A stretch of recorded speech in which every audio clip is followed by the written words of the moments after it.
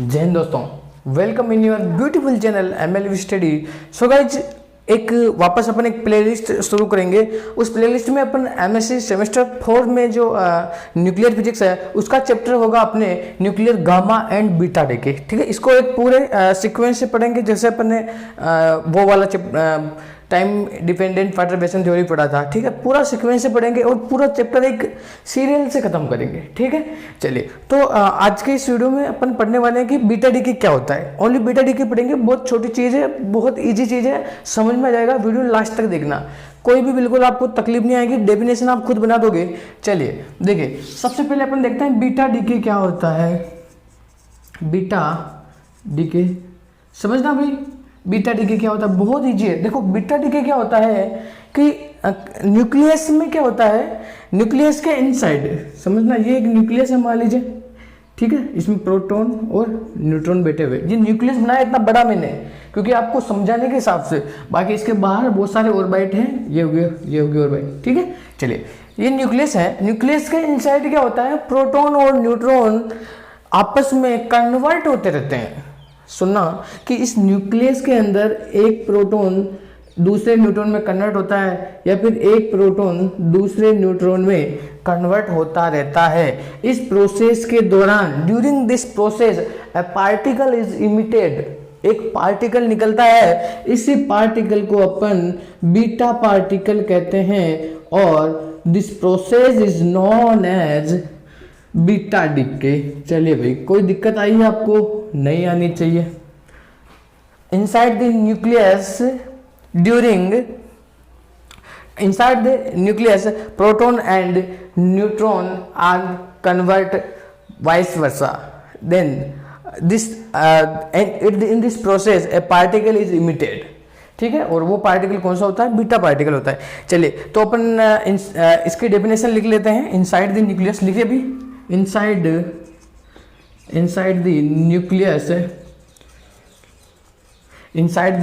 nucleus, one proton convert into one proton convert into neutron और and vice versa and vice versa. मतलब इसका उल्टा भी हो सकता है। अभी प्रोटॉन को न्यूट्रॉन में कन्वर्ट किया, वैसे न्यूट्रॉन प्रोटॉन में भी हो सकता है। ठीक है, ड्यूरिंग दिस प्रोसेस, चलिए during this process a particle is emitted, a particle is emitted and this particle is known as, क्या लिखोगे आप, beta particle and this process is known as beta DK.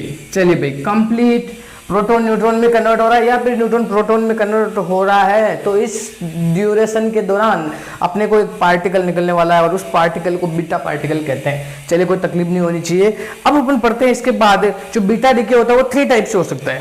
मैंने बोला ना कि भाई प्रोटॉन न्यूट्रॉन में कन्वर्ट हो सकता है और न्यूट्रॉन प्रोटॉन में भी कन्वर्ट हो सकता है।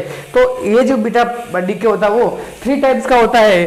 एक होता है 3 टाइप्स का होता है, समझना बहुत इजी है भाई साहब, बहुत इजी है। पहला टाइप होता है बीटा प्लस डीके,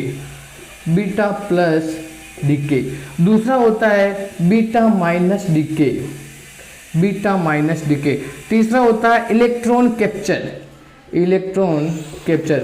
समझना, बीटा प्लस डीके क्या होगा, जब भी प्रोटॉन न्यूट्रॉन में कन्वर्ट होगा, डेफिनेशन आप बनाओगे, when proton convert to neutron then this type of decay is known as beta plus decay. चलिए, जब भी प्रोटॉन न्यूट्रॉन में कन्वर्ट होगा तो एक पार्टिकल निकलेगा और उसको बीटा प्लस पार्टिकल कहते हैं। ठीक है, चलिए, अगर प्रोटॉन न्यूट्रॉन में कन्वर्ट हुआ तो वहां यहां से एक इलेक्ट्रॉन निकलेगा और इसी के साथ में एक पार्टिकल, एक न्यूट्रिनो निकलेगा। चलिए, अभी आप इतना ध्यान रखिए कि प्रोटॉन न्यूट्रॉन में कन्वर्ट होता है और एक इसमें न्यूट्रॉन से एक इलेक्ट्रॉन क्या होता है, अलग होता है। ठीक है, चलिए, और ये जो न्यूट्रिनो है इसकी कहानी बहुत लंबी चौड़ी है, समझेंगे भाई ये दोनों क्यों आ रहा है। भाई प्रोटॉन तो न्यूट्रॉन में कन्वर्ट हो गया, लेकिन ये दोनों क्यों आ रहे हैं, इसकी चौड़ी लंबी चौड़ी कहानी वो क्या होगी कि यहाँ पर कंजर्वेशन लॉज अपने को फॉलो होने चाहिए, क्योंकि नेचर में हर चीज़ कंजर्व्ड रहती है। तो यहाँ पर कंजर्वेशन लॉ में चार्ज कंजर्वेशन हो गया और पेरिटी, मास, एनर्जी, ये सब कंजर्वेशन लॉ फॉलो करने के लिए अपने को ये चीज़ें लानी पड़ी। उसकी लंबी चौड़ी कहानी आगे आएगा आपके चैप्टर में, टेंशन नहीं लीजिए, ठीक है। चलिए इसी प्रोटॉन को अगर मैं इसकी कहानी बनाना चाहूँ, देखिए इसी की अभी इसी को एक अलग तरीके से लिखना चाह रहा हूँ मैं। ये मेरे पास एक न्यूक्लियस है X, इसका एटॉमिक नंबर Z है, एटॉमिक मास नंबर A है। चलिए ये एक न्यूट्रॉन में कन्वर्ट हो रहा है, तो एक इलेक्ट्रॉन इससे निकल रहा है। चलिए, और एक इलेक्ट्रॉन अगर निकल रहा है, इसका मास नंबर सेम रहेगा, और प्लस ये E प्लस, और ये हो गया न्यूट्रिनो। चलिए भाई, कंप्लीट बीटा प्लस डीके का काम, कोई दिक्कत नहीं आनी चाहिए। अब बात बढ़ते हैं बीटा माइनस डीके में। बीटा माइनस डीके, देखिए बीटा माइनस डीके में क्या होगा, उल्टा काम होगा, न्यूट्रॉन प्रोटॉन में कन्वर्ट होगा। चलिए, neutron is convert into proton, then a particle, एक इलेक्ट्रॉन इसमें आएगा और एक एंटी पार्टिकल निकलेगा।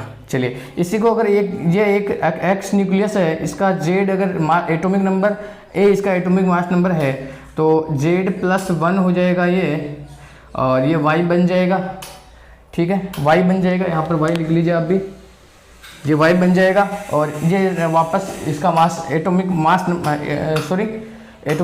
सेम ही रहेगा, प्लस यहाँ पर एक इलेक्ट्रॉन, यहाँ प्लस हुआ तो यहाँ माइनस लिखेंगे, और ये एंटी पार्टिकल निकलेगा, ठीक है, इस न्यूट्रॉनों का एंटी पार्टिकल यहाँ पर निकलेगा, ठीक है। इसके कहानी लंबी पढ़ेंगे। चलिए तीसरी बात आती है इलेक्ट्रॉन कैप्चर। इलेक्ट्रॉन कैप्चर क्या होता है कि इलेक्ट्रॉन अपने ऑर्बिट में रिवॉल्व करता है, इलेक्ट्रॉन अपने ऑर्बिट में रिवॉल्व करता है, उसी दौरान उस इलेक्ट्रॉन को न्यूक्लियस के द्वारा कैप्चर कर लिया जाता है। रिवॉल्विंग इलेक्ट्रॉन को न्यूक्लियस के द्वारा कैप्चर कर लिया जाता है। तो यहाँ पर भी एक पार्टिकल निकलता है, उसको अपन इलेक्ट्रॉन कैप्चर कहते हैं, और इसे इलेक्ट्रॉन कैप्चर बीटा पार्टिकल कहते हैं। चलिए भी, तो अगली डेफिनेशन लिखिए इलेक्ट्रॉन कैप्चर की, बहुत ईजी है, इलेक्ट्रॉन कैप्चर करता है। देखिए भाई, इसका एक अच्छे से डायग्राम समझिए। ये रहा न्यूक्लियस, इसमें प्रोटॉन और न्यूट्रॉन है, ये इसके चारों ओर ऑर्बिट है, ठीक है। मान लीजिए ये इलेक्ट्रॉन रिवॉल्व कर रहा था अपनी मर्जी से, न्यूक्लियस ने कहा भाई आजा मेरे पास, ये आ गया, इलेक्ट्रॉन को कैप्चर कर लिया। चलिए, तो प्रोटॉन ने कैप्चर किया, ये E माइनस लगा दो इसके लिए। चलिए, ये न्यूट्रॉन में बन गया, ठीक है, और यहाँ पर भी एक पार्टिकल निकलेगा, न्यूट्रिनो। ये हो गई इसकी पूरी कहानी। चलिए भाई, कोई दिक्कत नहीं आनी चाहिए, बहुत इजी काम है, तीनों ही आपको अच्छे से समझ में आ गया होगा। अगर अच्छा लगा तो लाइक करना, शेयर करना, चैनल पर नहीं हो तो चैनल को सब्सक्राइब करके बेल आइकन को प्रेस करना, क्योंकि ऐसे अच्छे वीडियो, कॉन्सेप्चुअल वीडियो आपको मिलने वाले हैं आगे भी। अभी के लिए इतना ही, thank you so much guys.